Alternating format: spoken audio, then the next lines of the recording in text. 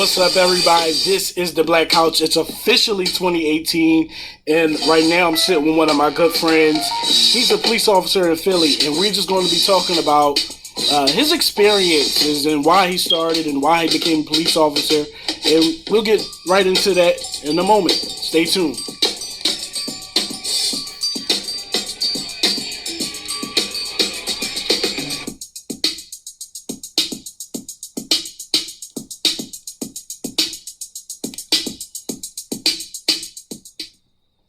All right, so like I was saying, I got my boy Justin here. So, Justin, what's up? Yo. So tell the Black Couch people what you do, why you started, where you from, all the good stuff.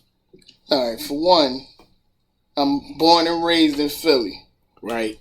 You know what I mean? I got into the whole, law enforcement thing because I feel like, if you want to see change, you got to be part of it. Mm-hmm.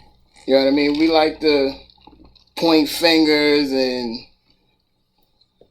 pretty much see someone else to blame. Right. And we point the problems, we see the problems, but we don't become the solution. Right. So I pretty much said to myself, this is my community. If I'm going to complain about it, right, then I got to be part of the solution. So, what about the people that say, all right, well, if you joining up because you joining the pigs, basically. How can you call yourself a black man joining the police officer when you know they dirty and you know they not for us? Why would you even want to be a part of that? What'd you say to people that's like? Like I said before, you see the problem, right? You can choose to be on the outside, yelling for reform, yelling for this, yelling for that. Or you can choose to join and be the change you want to see. Right. So I remember when we was in high school, because I do know Justin from high school. He is one of my friends.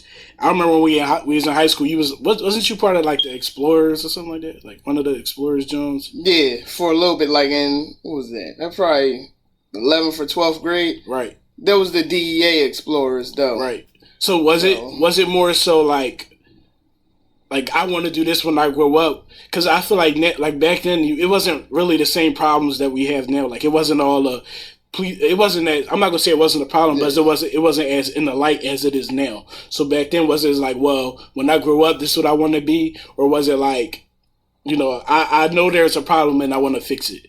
Because I feel like back then it wasn't really that issue. Because I always saw you as Justin gonna be a cop, or he gonna be in the FBI or something like that, because that's always who we knew you as. Yeah. So was it was it like that, or before, or it was something that just changed over time? Before it was always, be part of the solution. But back then, the problems I saw was in the community. Right.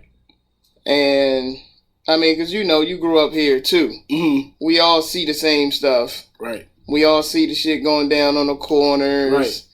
You know what I mean? Shoot, when on my block, I probably didn't witness maybe 4 or 5 shootings, and I was a child. Right. You know what I mean? People had no regard, even back then, who was outside, who was around. You know what I mean? People sit on your steps, smoke weed, drink, all in front of the youth, and this is what they see. Right, but they never want to do nothing about it. They never want to do nothing about it, and it was somebody got to do it. Right. Somebody got to at least try. Mm-hmm. And I feel like I always join shit and end up in it turned out to be in times of demise or some type of conflict. Right. I joined the army and it was in time of conflict. During the war and shit. Yeah. It was hard. When I grew up, I wanted to be a cop. That's something that being blue running my family. Everybody was a cop or a firefighter in my family. And for me, it wasn't necessarily it's because I wanted to see change. That part didn't come until later, till I was older. When I was younger, it was because that's what I saw my dad do. That's what I saw my grandpa do. So it was that's what I have to do. But once I got older, it was I kind of want to find my own way. But a part of me, always a part of me going to want to be part of that part of the blue. Like I always feel like a part is always going to be a part of me that like belong there, and it is not because of wanting to see change, but I always felt like I wanted to help people and protect people and just be like that person that you could call on. Like I wanted to make people feel safe, because that's always how I saw my dad. Like I always felt like no matter what the situation was, I knew my dad was a cop and I felt safe. Like if my friends was around my dad, if I felt like we was all safe. You know what I mean? And I always wanted to be that person. I wanted to be the person that made people feel safe. So my motivation behind it wasn't about changing in the community and stuff like that, because I wasn't necessarily in a bad area.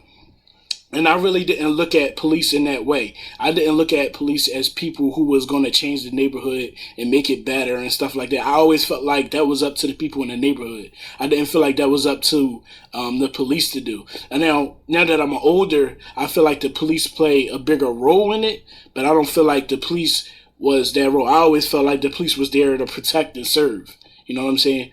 I never looked at them as, oh, they supposed to make the community better and keep the thugs off the corner. I mean, they had a vital part in doing that, but I felt like it was more so on the actual neighborhood and the community to do that kind of stuff. Yeah. But I always felt like I was going to be part of the Blue Squad, and I still have thoughts about it, like from time to time. I feel like a lot of people, you know what I mean, including some police officers, have that view. Like a lot of people see police as this separate entity that they're just police. Yeah, they're not like part of the community. Yeah, you don't know the backstories of these cops. Right. You know what I mean? So some people think people were just cops. Right, all along, like they just came out the womb, right, as cops. And the reason, you know why that happens, is because media paints them as this picture as like this separate entity from community. Like they're not people. Like they don't have families. They don't have stories and stuff. And even sometimes I get lost at looking at cops as they're this separate entity. And my dad is a cop. You know what I mean? And I know it's not like that because I know my dad. It's my dad. He got a family. I'm his son. You know what I mean? I know they have backstories, but you just get caught up at looking at what's on TV and what's in the media, and then make them portray like, oh, they're this separate entity. And it's because the media do it. And you don't really think as cops of being these people that live in my neighborhood that's going through the same stuff I'm going on, that I'm going through, that have the same dislikes in the community that I dislike. Yeah. You know what I'm saying? You forget that stuff because it's so overshadowed by all the negativity that's going on. Like, for me, I feel like, I lost my train of thought. But anyway. Yeah. And that's the main thing. People, I know that concept or that theory is real when I'm in my car trying to eat. Mm-hmm. And people looking like, damn, that they eat too? Right. Like, I eat. I'm a human. Right. It's so separate because even being in the military, you know what I mean? Mm-hmm. Like, people look at soldiers as they like these robots. Mm-hmm. And I remember, everybody experienced it. If you've been in the military, when you go to the mall in uniform, if you go to the airport in uniform, people look at you as, this separate entity. Like, you just this, different being. Yeah. You know what I mean? But it's really not like that. I'm still a person.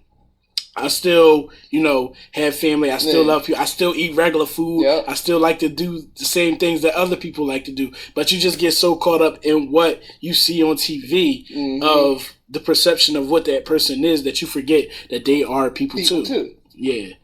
It's just, it gets hard to separate that.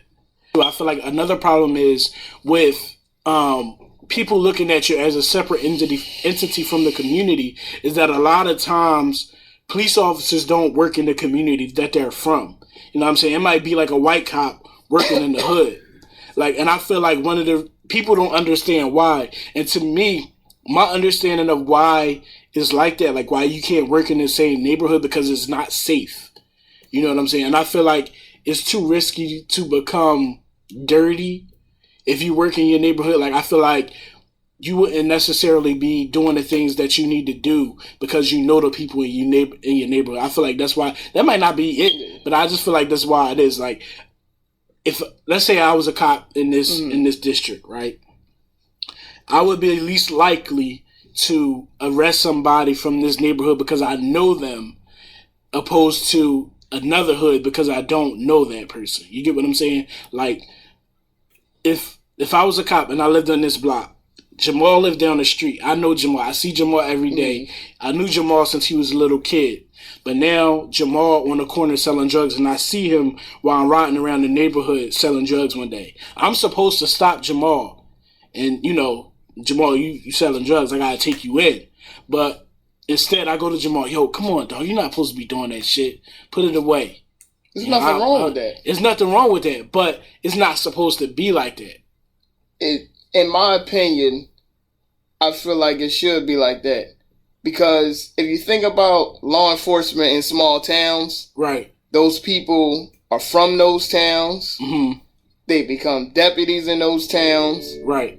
And they become the sheriffs in those towns. Right. So, being from that town and having the relationships you do with that community, you are able to make a better difference. Right. So when it comes to enforcing the law, when it comes time to have to do your job, people know you. Right. People understand you. And you understand them. And you understand them. Right. So when it's time to do your job, they are more likely to understand, like, damn, my man, I know. I fucked up. Right. And it's your job. Right. Because a lot of times, and it's hard, like, you got this white guy from the suburbs. Like, I'm Jamal, right? I don't know this nigga. I'm selling drugs. He come up to me, yo, you're not supposed to be selling. Like, nigga, I don't know you. Like, you're not even from here. Like, how you going to tell me? And then you got to look at both sides. This guy's not from, he's a white guy from the suburbs. He don't know. He's scared out of his fucking mind. You know what I mean? He don't know what's about to happen. All he know is he sees some black kid that's selling drugs, and, black kids that's selling drugs are a quote-unquote threat. You know what I mean? I'm not saying they are, but that's the way I think that white cops look at black people, that they're a threat. Now, if he was from that neighborhood, that's Jamal from around the way. He not a threat. He just selling drugs. Let me talk to Jamal. But for somebody that's not from that community and don't know how things in that community work, you're going to be afraid of that kind of stuff. You know what I mean? And I never really understood. Like, what I just told you was my understanding of why they did that. But I just feel like they need to have more cops in the communities that they're from dealing with the people that they're, that they're familiar with. How you feel about that? Do you feel like it should be like that? I feel like it should be. And it should be in a perfect world. Mm-hmm. We don't live in a perfect world. Right. We live in a melting pot. Mm-hmm. So, if it can't be that way, because now I've thought about that, what if it wouldn't work? Mm-hmm. Because then it would be pretty much like neighborhood gangs.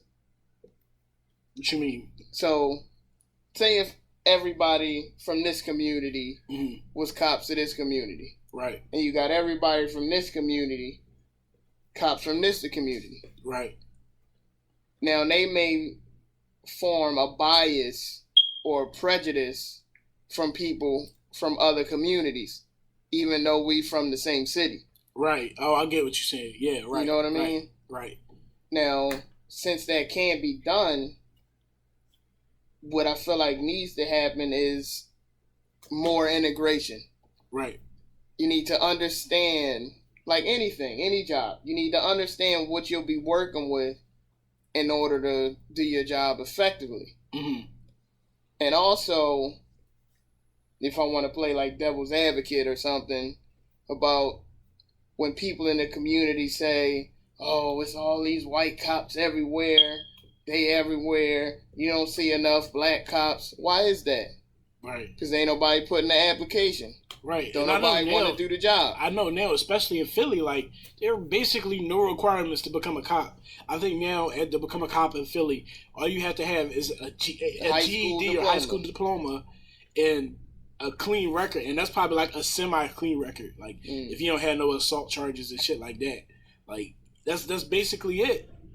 Now, I feel like there are a lot of people that do try to become cops for the wrong reasons. Yeah, that's true. What I'm saying? Because cops start out there like at 48. 49. It's more than that now. Yeah, they starting out heavy. Like starting 53, something like starting that. out something vicious right now.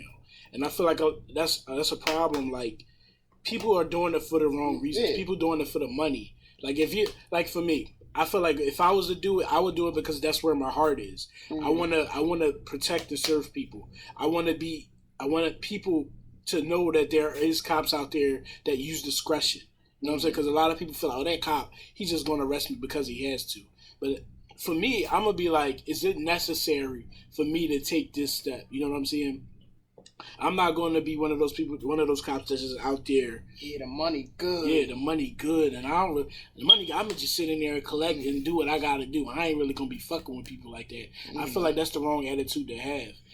Like, so as a cop, like, do you feel like there's more training that needs to happen, like more annual training, or do you feel like y'all get enough annual training on? We definitely need more training. Definitely, in my opinion, we definitely need more training. But on what? Like on community relations, or like as a whole? Mm-hmm. You know what I mean? But part of that is just, I don't believe that the city has the resources to really train us. Because right now we're low on cops, low on manpower. Right. So you put somebody in training, mm-hmm. like after academy training, that's one cop you got off the street. Right. You know what I mean?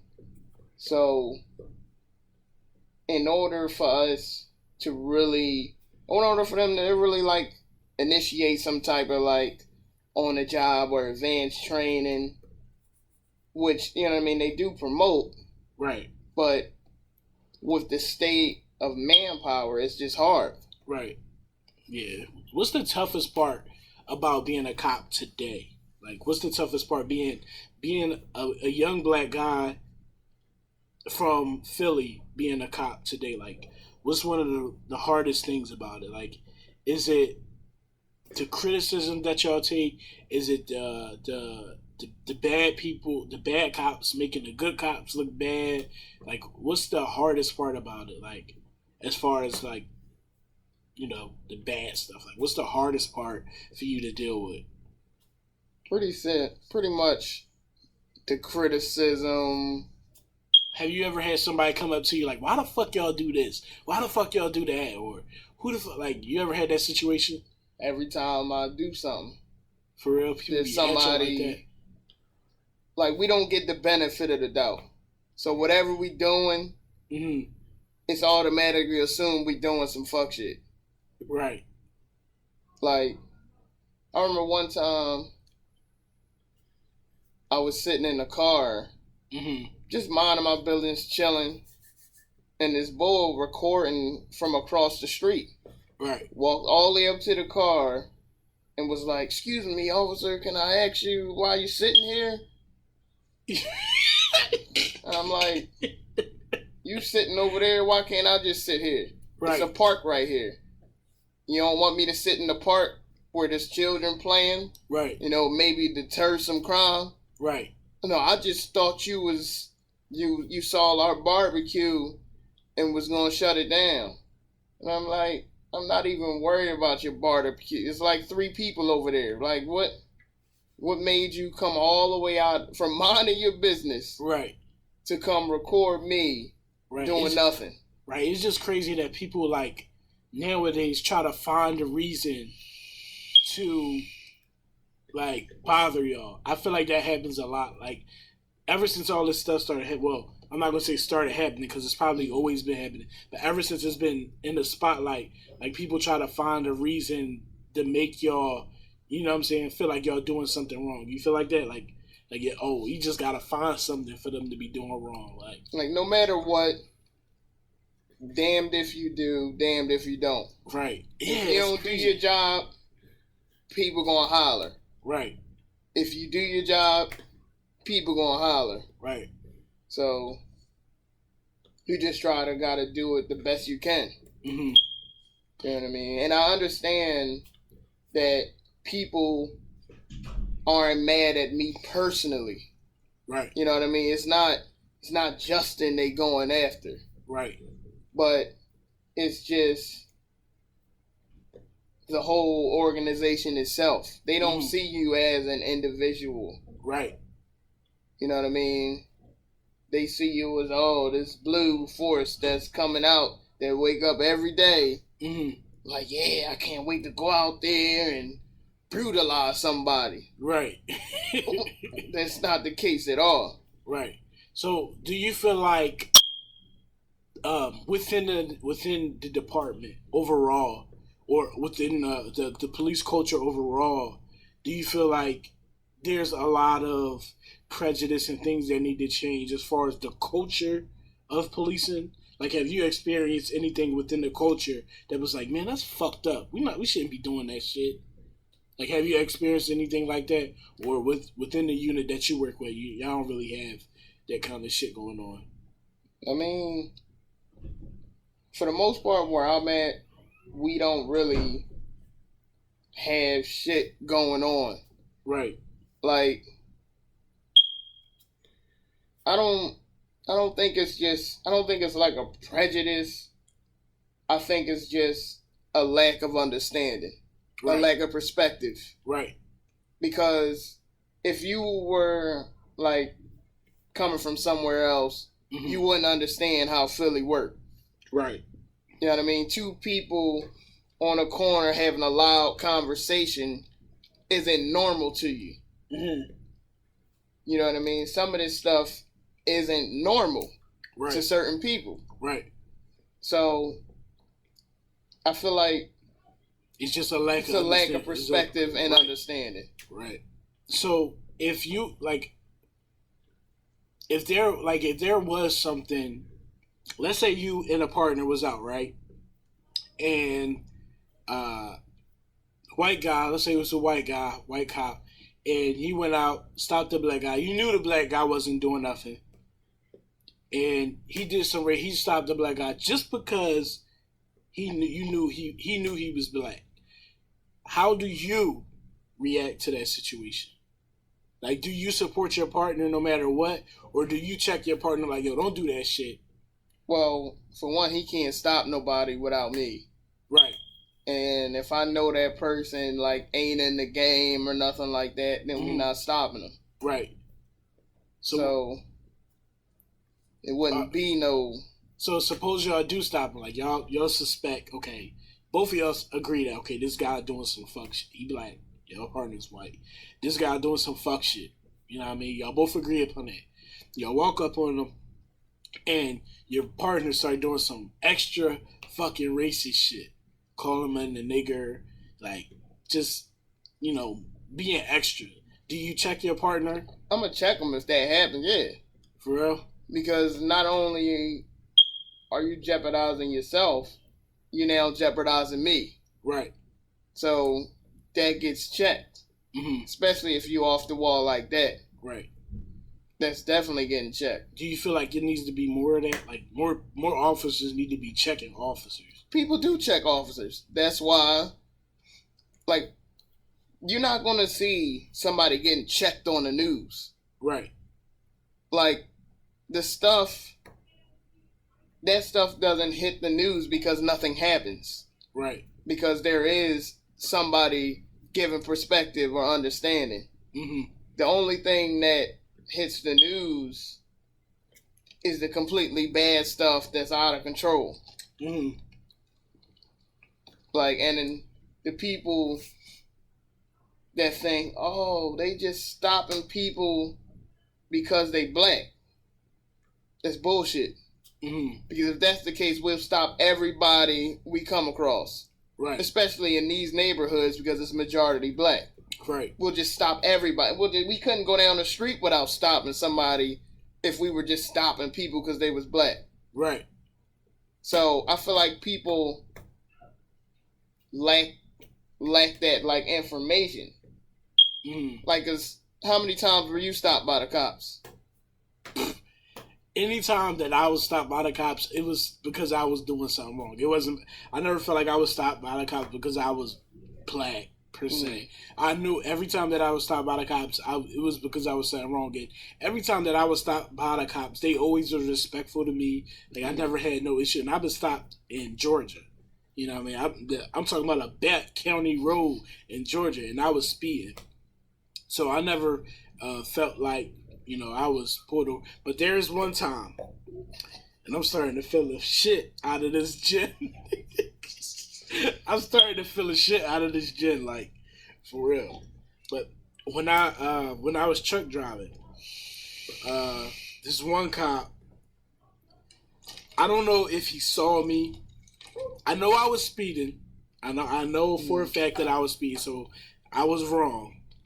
But when I think back on it, I feel like the way that he treated me was kind of wrong. I felt like he was doing it because I was black. Now, I'm in the back country of fucking North Carolina. I was coming down I was in this area called Black Mountain.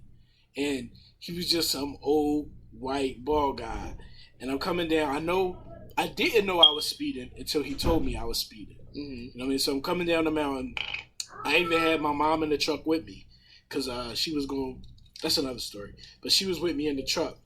So we coming down the mountain. I'm thinking I'm going pretty slow. I don't have no load on me. Coming down the mountain, and I look out my mirrors because as a truck driver, you always look out your mirrors. Yeah. Just look. Safety. You're looking out your mirrors constantly. So he come behind me, and I remember before I actually came down the mountain, at the top they have like different signs to warn truck drivers, like, prepare your gears, get in the lower gear, turn your jake brakes on. It had flashing lights, 30 miles per hour, 30 miles per hour. Don't go no faster than 30 miles per hour. And I remember, like, at the top they had trucks pulled over. Cops had trucks pulled over. It's a hot zone. You're gonna get a truck. It's an easy way to gain revenue. So me just not thinking, I'm just cruising. I had control of my truck. I didn't feel like I didn't realize that I was speeding because I felt in control of the truck. So I'm just going, I'm cruising, listening to the music. My mom in the passenger side, and I look out my windows. I look left and right, and I see the cop car behind me. So I'm like, oh shit. And at this point, I'm still doing the speed that I was doing. I didn't realize that I was speeding. So he starts bouncing from the left side of my truck to the right side of my truck, like he was trying to get my attention. Mm-hmm. You know what I'm saying? So I eventually did look down at my odometer. I'm like, I'm speeding a little bit, so let me slow down. So I step on the brake a little bit, and then he stayed behind me, still bouncing from left to right. He didn't turn his lights on. So I said, you can ask my mom. I said, if he gonna pull me over, just pull me over. Like, what are you just, you know what I'm saying? Like, what are you doing? So he finally turned his lights off and he pulled me over. So he pulled me over, and I'm just waiting for him to come. And then he comes to open the passenger side door. He's like, what the hell is your problem? Like, what are you talking about? He's like, do you know how fast you were going? I was like, no. He's like, you were going 62 in a 30. I'm like, no fucking way. There's no way I'm going that fast. So he's like, get your shit and get out of the truck.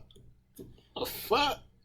Like, and that was weird to me because I never had no cop like talk to me like that before. It's like, what the fuck? What he so mad for?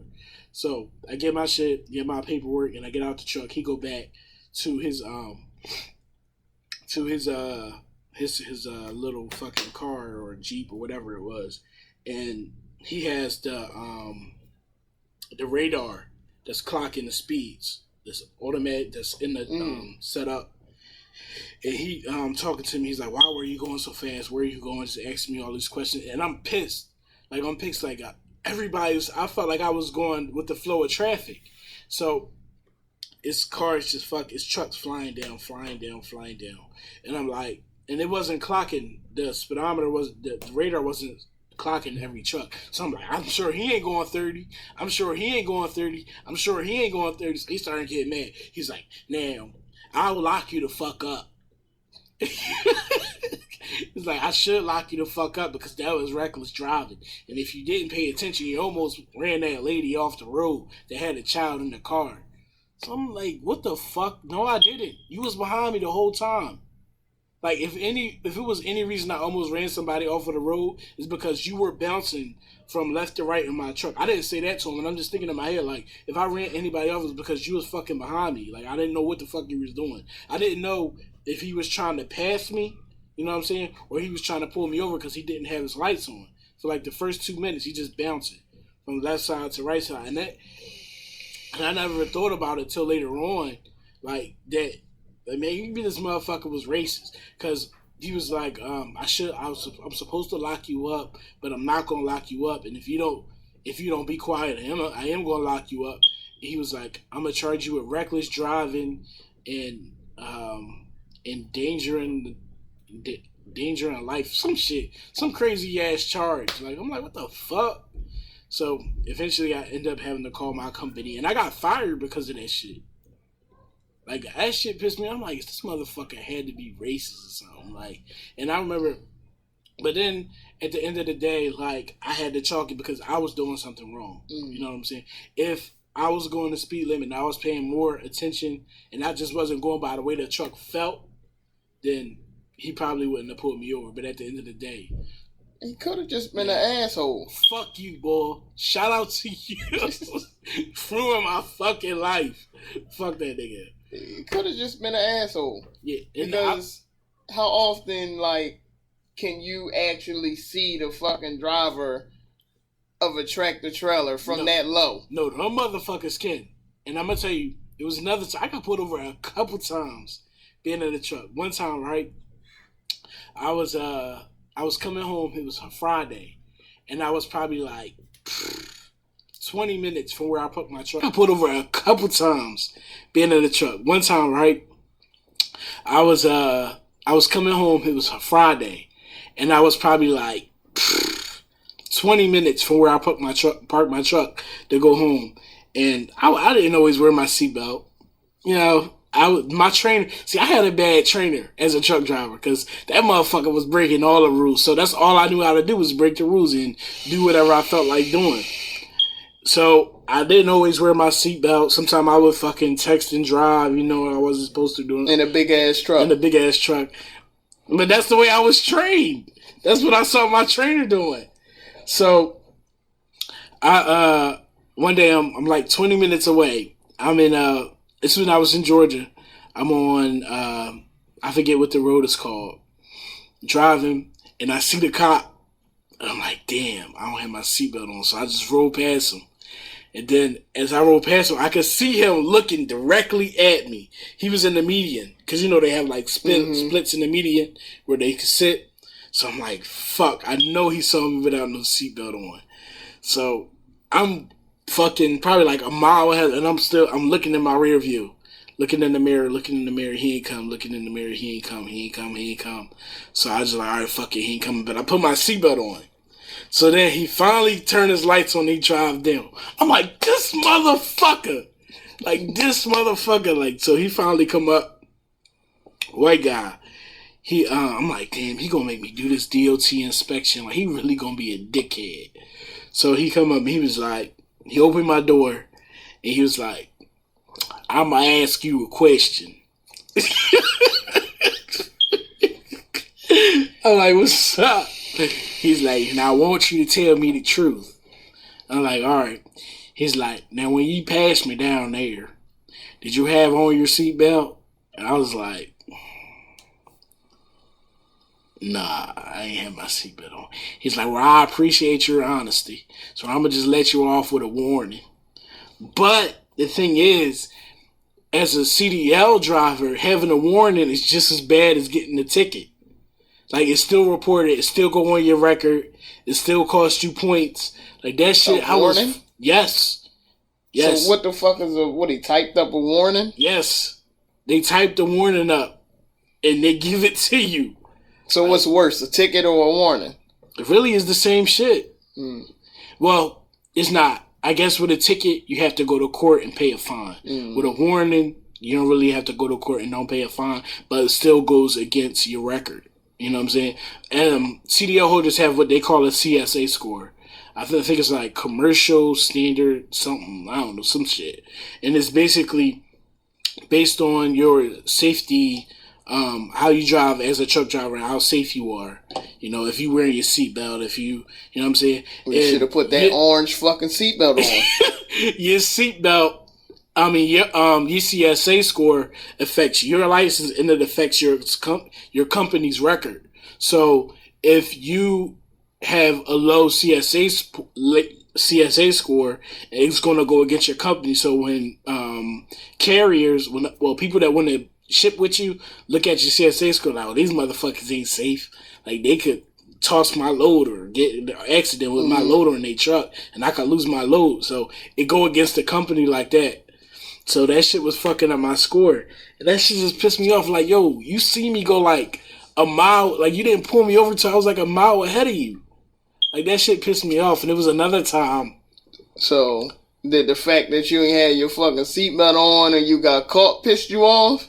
No, that didn't piss me. I understand, I was wrong. I should have had my seatbelt on. But my fact is that he waited so long to decide to pull me over. You know what I mean? Like, if you see I didn't have my seatbelt on right then and there, why you didn't pull me over right then and there instead of waiting until I was like a mile ahead of you? Because then it was like you was just thinking, like, should I pull him over? Maybe he was thinking, should I pull him over? Should I pull him over? Let me check my log. I ain't got shit on it. I'm pulling him over. Yeah, but why fucking do that? Why not have your seatbelt on? Don't play officer with me. I'm just saying, why not have your seatbelt on? If you know how important it is, wear your fucking seatbelt. I mean, at the end of the day, I was wrong. But I feel like, motherfucker, like, don't do that shit. You know what? Do my job? Pull me over when you supposed to fucking pull me over. When am I supposed to pull you over? As soon as you see me doing wrong. Is it? Yes. As soon as you know I'm wrong, you should be telling me I'm wrong. Don't wait until I'm 2 miles ahead of you to tell me that I'm fucking wrong. Maybe he had to put his sandwich up, I don't want to hear that shit. I don't even want to hear that shit. But for the most part, getting pulled over, I never had no super bad experience. Now, like I said, every time I was pulled over, I always knew it was something that I did wrong. All right, so I never felt like it was like... I feel like people's main problem is getting stopped, like, while walking. Mm-hmm. So, how many times have you seen a cop in passing while you were walking? Did you get stopped? What you mean? Like, if you walking down the street and you see a cop car and the cop see you, did you get stopped? That rarely happens to me. But there are places and there are people that experience that shit. It never happened to me. But I think there is places and there is people that it fucking happened to. You wearing a slim leg Dickie suit? No. See, but that's profiling.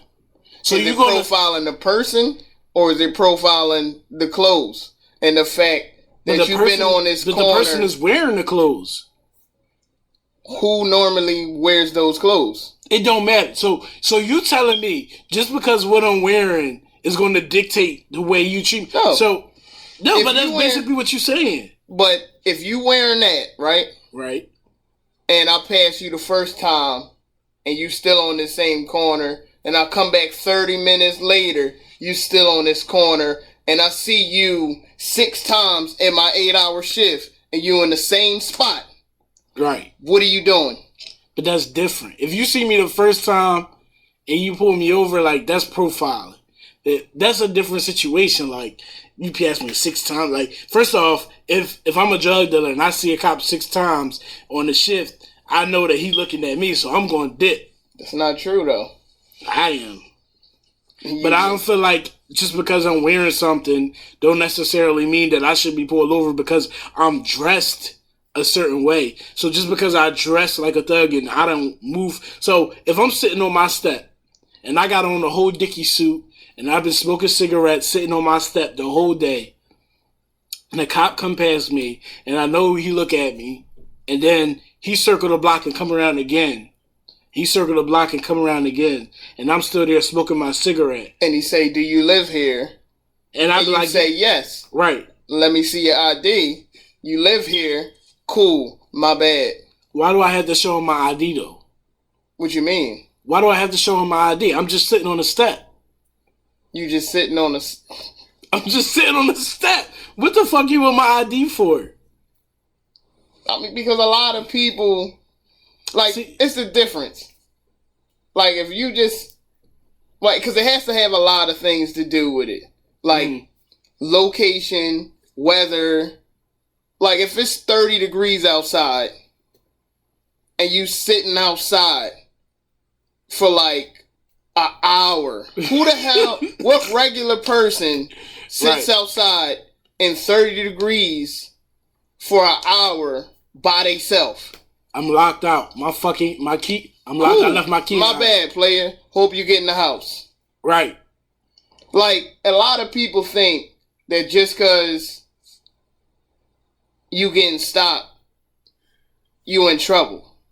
Mm-hmm. Like, you not in trouble. Mm-hmm. Until you get locked up. Right. I feel like, though, like, if I'm walking down the street, how I perceive that is, I don't necessarily have a problem with that, though. Me personally, I don't have a problem with that because I don't know the information that the officer has. You know what I mean? It could, for me, I always look at it as, and people, I feel like people never look at this perspective. A lot of times, they pull somebody over or they stop somebody because they have information or they have a description of, you know, that person. And all you have is a description. You don't have a picture. You have a description and you have a situation. And everybody wearing the same shit. Right. You have a situation and you have a description.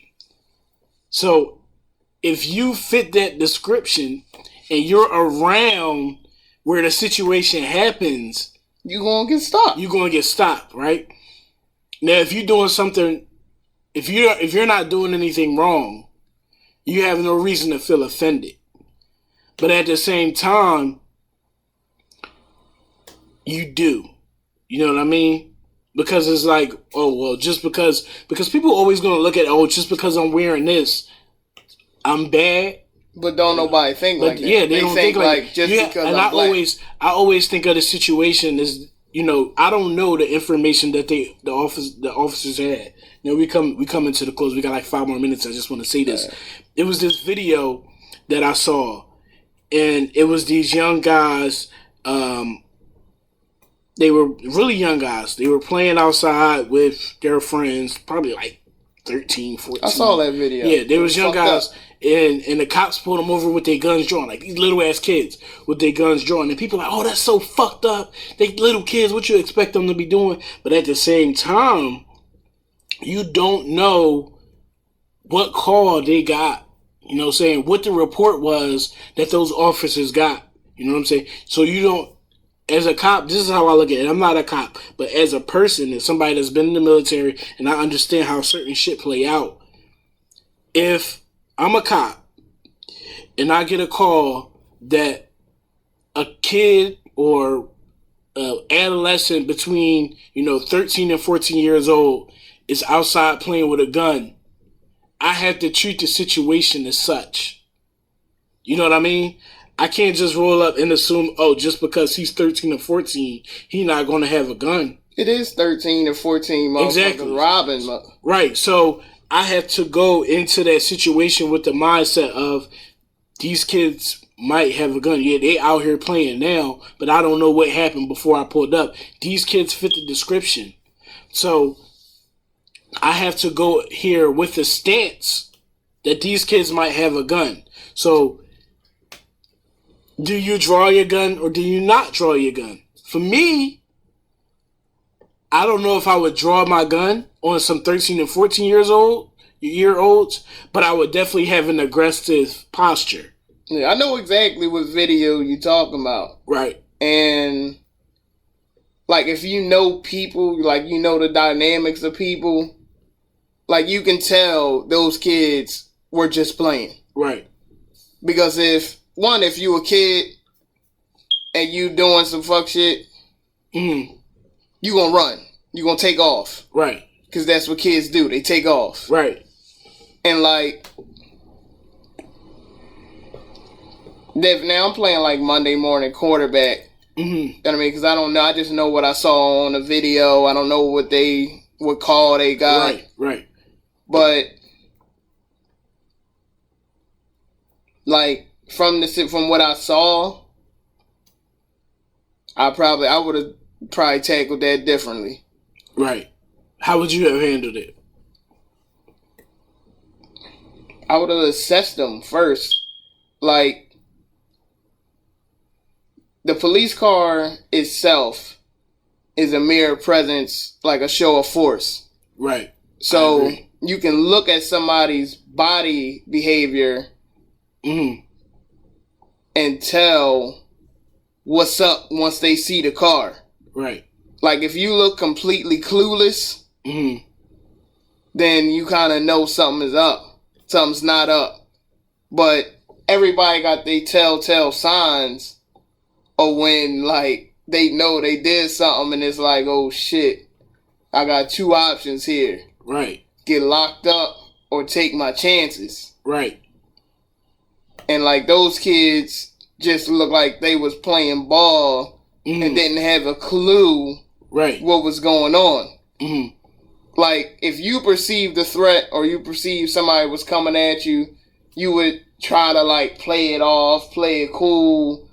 Like, you know what's fake and you know what's genuine, like, play. Right. Like, if they was sitting down and then once they saw the cop car pulled up, they got up and, like, start dribbling a basketball. Right. You know that's fraud. You know what I mean? That's fraudulent behavior. You trying to make it look like you ain't up to nothing. Right.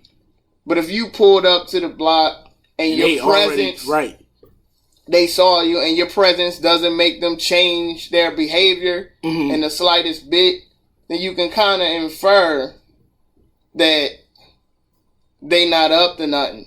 Right. Now, as far as the gun draw pointed at them, depending on the call, I probably would have had, like, if there was a man, like a children with a weapon or something, like, I probably would have had my gun drawn just so it's out the holster. Right. But it probably wouldn't have been pointed at him. Right.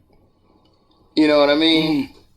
So, but it's hard to play Monday morning cornerback because you don't know the circumstances of the situation. Right. Now, what was that? That was like Chicago? I think it was somewhere, some place. Like in Chicago, shit, you don't know. Right. You know what I'm saying? Going down. Going down. Chirac. Right. And like, from what you deal with on a day-to-day basis, like if you deal with plenty of like juveniles with guns and stuff like that, then you're gonna be safe rather than sorry. Right. Like, and a lot of, like, sometimes we forget too. Like, I forget sometimes how much of an impact a gun pointed at somebody has. Right. Like, I may draw my gun and point it at somebody and not realize how much it's affecting them. Right. Because some people not even around guns. But the fact that you got one on your hip all the time, it's a normal occurrence. Right. And you pulled your gun and put it back. Like, to somebody who's not used to that, that's a big deal. Right. He just pulled his gun out. Right. But you're not thinking about that because you're thinking about the threat at hand. Like, he pulled his gun, ordered them to go down, told them, like, oh, we got to figure this out. Right. You know what I mean? I think he was, by himself probably? I think it was like one other car with him. I think. I'm not sure. You know what I mean? I think he pulled up first and then another car came like a couple minutes later. Yeah. Yeah, it was crazy. Like, I always see these crazy videos. Everybody see the videos that's on Facebook. You know what I'm saying? And I always wanted a cop's perspective on those videos. Like, as a cop, how do those videos make you feel? And one of the videos that's recently came out was the guy in the hotel. I think he was like in the hotel or something. And it was I don't know what the back situation was. All I know is they was recording it, and the cop was like really, really aggressive, and he like, don't fucking move, don't make no extra movements, do exactly what I tell you to do. He ordered the girl. The girl came out of the room first, and I think the guy came out. He told them exactly what he wanted them to do. Get on your knees, blah, blah, blah, blah, follow my directions exactly, or I'm going to shoot you. You know, so obviously he had some information that there was a gun because he came in with that very aggressive posture, with that protective posture, especially it being a rifle that he had. And then, so the guy comes out the room. They arrested the female. The guy comes out of the room. And he's giving the guy directives. Put your hands on your head. Get on your knees. Don't make no extra movements. Blah, blah, blah, blah. So he tells the guy, you know, I think the first time the guy makes a false move, right? And then, matter of fact, I'm gonna see if I can find a video. Hold on. You seen it? Did you see it? Well, I've seen, like, some other, like, tactical training, like, SWAT team boy talk about it. Mm-hmm. And I guess from what he said, from his perspective, was like, it was pretty much a lack of training. Right. That was from his perspective. Mm-hmm. And that goes again back to the point that I was making. Like, I feel like we need more training. Right. We do. And with more training, the better prepared you are for situations like that. Right. See, and in certain places, if you don't deal with them man with a weapon calls or man with a gun calls, you don't know how to deal with it. Right. So, see, me having the military, you know, experience, because we kind of have some similar training. In my head, it's always me before you. You know what I'm saying? I'm always going to protect myself before I can protect you. And I saw the video, and I watched the video not millions of times, but I watched the video time and time again. Now, you watch the video, the guy was calling on the ground. They told him, don't make no false moves, crawl on the floor. Then he reached back. I don't know if he was trying to scratch. I don't know if what he was trying to do, but he reached back right before they shot him. And they told him, don't make no false moves. So, to me, that cop is going to get off because that's always justification because you weren't following the directives. So anytime that these videos come out and the person that's being told the directives don't follow exactly what's being said and they make a move that's not in the directive, is always going to give the officer justification for his actions in the eyes of the jury in the case, because it's always going to be they always going to make the argument that he felt threatened for his life. It's always going to be that argument. You know what I'm saying? Yeah. But the thing that I don't understand is when you're on the other side, how come you can't have your life be perceived to be in threat when the officer is behind the gun? You know what I'm saying? Like, a cop can always feel like his life is in jeopardy.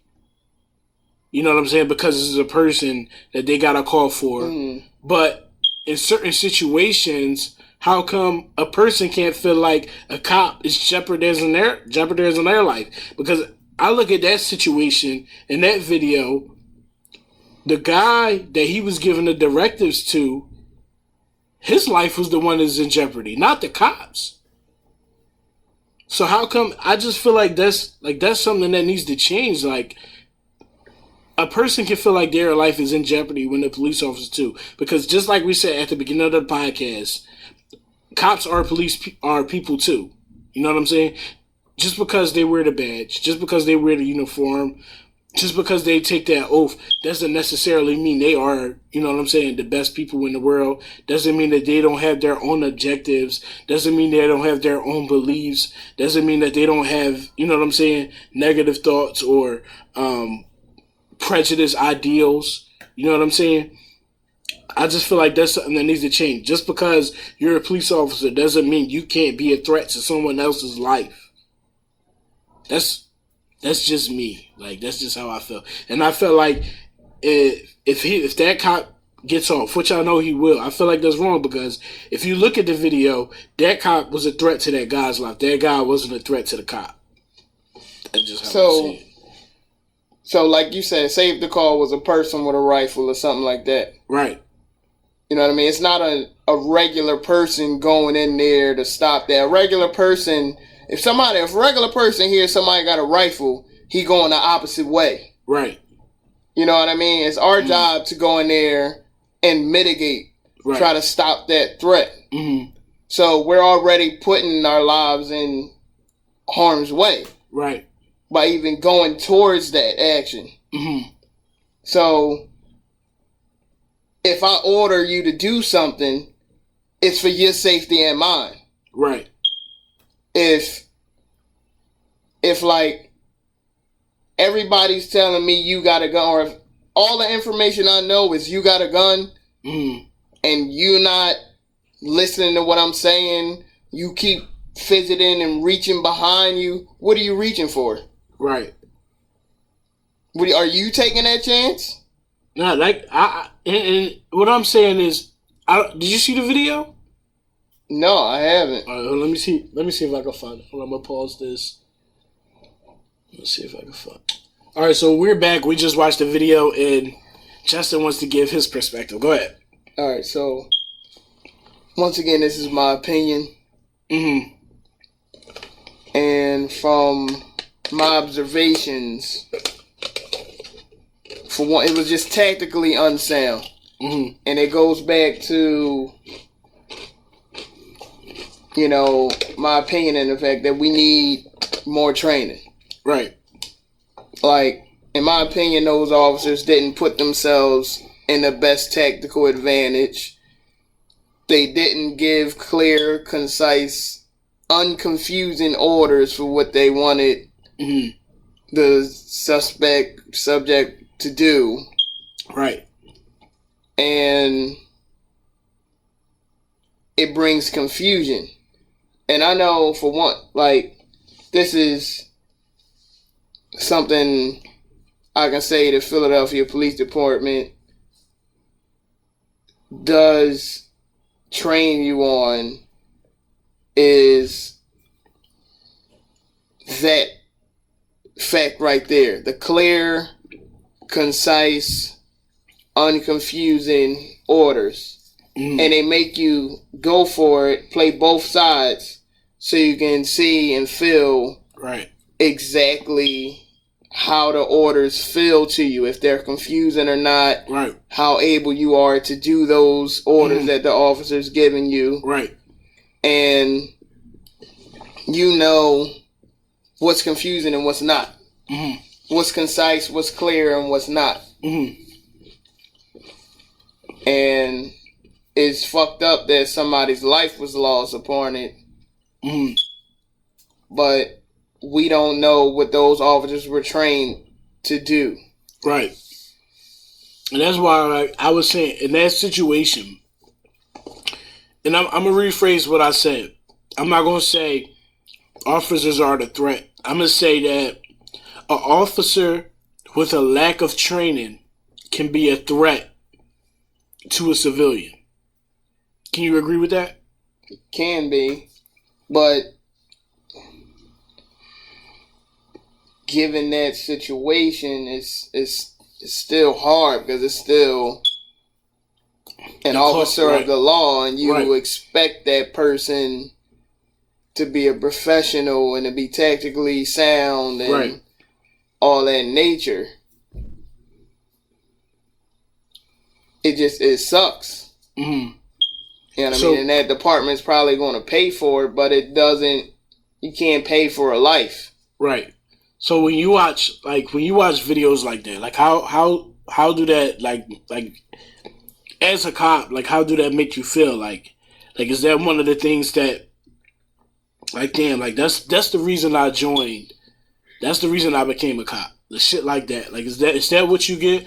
Or is it like, you know what I mean? Like, is it discouraging? Like, it's a little of both. You know what I mean? Like, what you do, just like any training tape, just like how football players and coaches watch football footage or how boxers watch boxing footage. You use that as training of what you can do better than that. Right. How you can employ training so that doesn't happen again. Right. You know what I mean? And it sucks because now we're all seen as that. And now we're going to have to pay for that mistake. Right. All of us. Mm-hmm. You know what I mean? Despite if we were directly involved in it or not, we're all seen as the same. Right. So we'll have to receive the backlash for that. Yeah, that's always rough. I always wanted to get like a cop's perspective on, you know what I'm saying, on that. Because it's rough. Because I know it's a lot of things that me personally I wouldn't do. But I still have to pay for the actions of others. Somebody that I don't know across the state. Right. Across the country. Right. Their actions still affect me. And I don't know that person from a can of paint. Right. And that's what I mean. Like, that goes back to what we was talking about as far as, you know what I'm saying, the community, you know, seeing cops as a different entity. You know what I'm saying? That's the kind of situations that tear down the respect and the trust within the community. You know what I'm saying? That's the kind of stuff that breaks the trust within the community when stuff like that happens. Stuff like that. Like, now, as a black cop, when things happen, like the Tamir Rice and Freddie Gray and stuff that happens to black men, as a black cop, you know what I'm saying? As a cop that's black, how do you, like, you on both spectrums, you know what I'm saying? At the end of the day, underneath at the end of the day, I was born black, I'm gonna die black.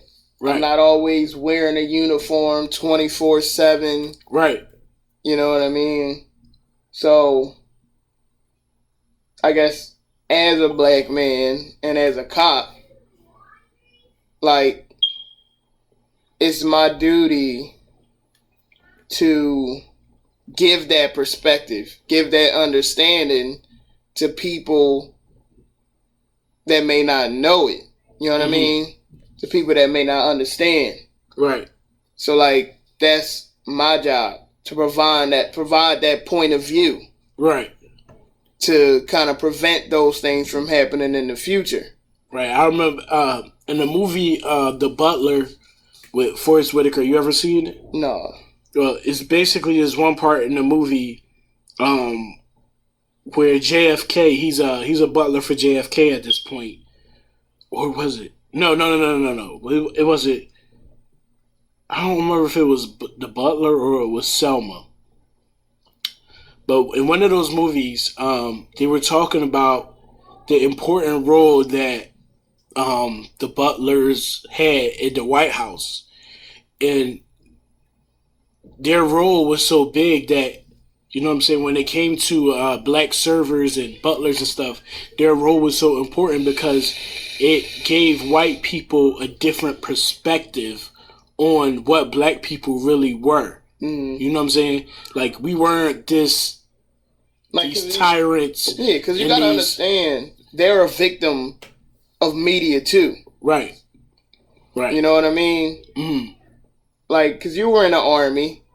Some people, you were the first black person they ever met. Right. I remember it was a girl that was like, I've never seen black people in my life. You know what I mean? So, we do them a disservice by not showing them our point of view.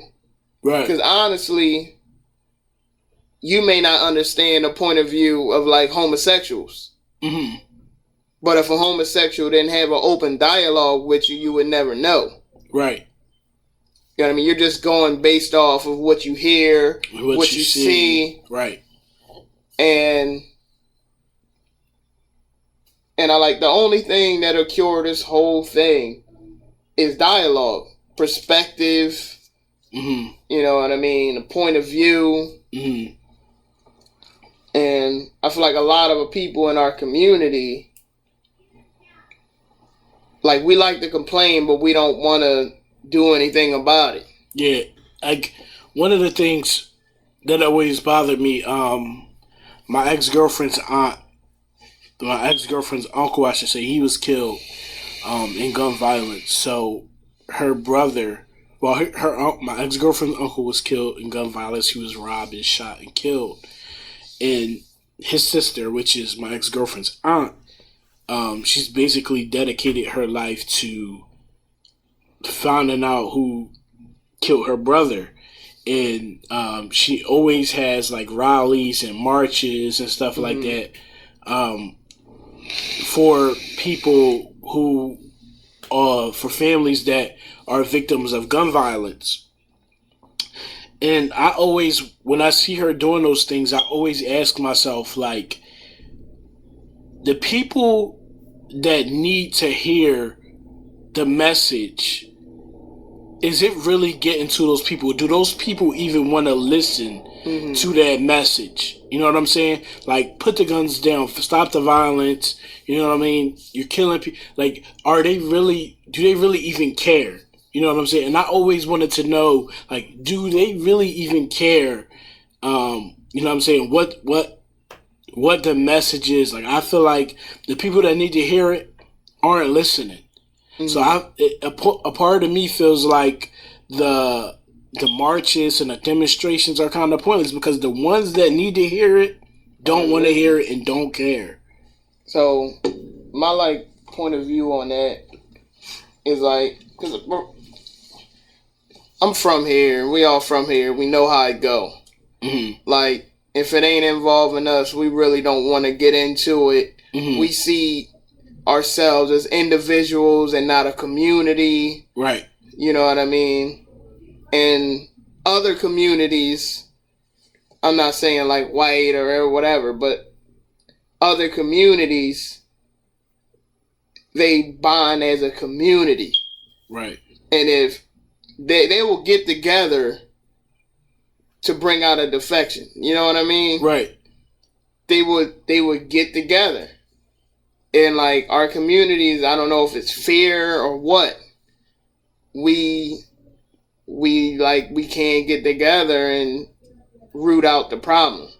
Right. I feel like we always, like, the whole no snitching rule.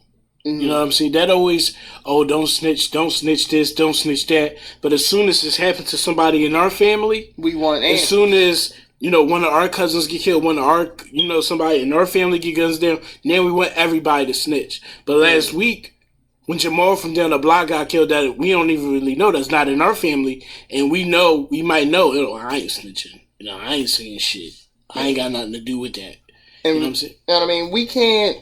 We can't do our job without the community. Right. You know what I mean? Like, it's been plenty times, like, I went to a job before, Bull got his shit split open, busted up. It's all these people outside, but not one person seen anything. But y'all all out here now. Right. You know what I mean? And any other day I come out here, somebody always outside. But at this one particular time, when somebody needs y'all, right, y'all ain't see nothing. It's crazy. That's just one of the things that I think about all the time. Like, we always see that, we want this to stop in our community, we want that to stop in our community, but we not willing to step up in our community to make those things change. You know what I mean? And we can't always depend on the police, and that's what I meant when I said that I always felt like the police were there to protect and serve. If you really want change in your community, then the community and the neighborhood has to be the one to fix the problem. You know what I'm saying? Like, you can't. Now, I'm not saying I'm gonna just go around snitching on this and snitching on that, but at the same time, when You know what I'm saying? When something happens, when an innocent person or when a young person is killed in the community, people need to step up and say something. You know what I'm saying? It's just fucked up. It's just real fucked up. But we nearing the end of this a lot longer than it was supposed to be. It's supposed to be like a hot 45 minutes to an hour. But I appreciate you stopping in and sharing perspective. I think that your perspective is going to help out a lot of people. I have a lot of family members that are police officers. Like I said, my dad, I have an uncle, friends like you on that side of the law. And I think we all, people that's on the other side, not the blue side, I think we could all benefit from hearing perspective from y'all. So I really appreciate you coming in and giving perspective and giving stories and experiences on being being black wearing blue. So anything you want to close out with?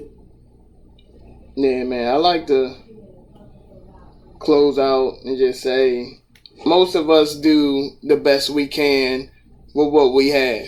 Right. You know what I mean? And what we really need is to pretty much bridge the gap between the community and the police. We need to stop doing these labels, having sides, because honestly, we in this side. Right. Most of us spend more time in our communities than we do at home. Mm-hmm. So we need to stop putting this label like, oh, this side, that side. You know what I mean? We are a part of the community. Right. Our districts are in the community. Mm-hmm. You know what I mean? We are not separate from the community. Right. We need to see each other as all encompassing, all part of the community. Right. And if we all saw each other as a community, we all would have more at stake. You know what I mean? Right. We would care about each other more. Mm-hmm. So we just need to drop those labels, drop that whole side thing. You know what I mean? Ain't no side. It's either right or wrong. Right. So this has been another episode of The Black Couch. These aren't numbered, so I don't know what number or what section this will be in. But I appreciate you guys for listening. Stay tuned to the next episode of The Black Couch. Once again, this is Trey and Justin. Thanks for tuning in. Peace. Disclaimer, disclaimer, disclaimer.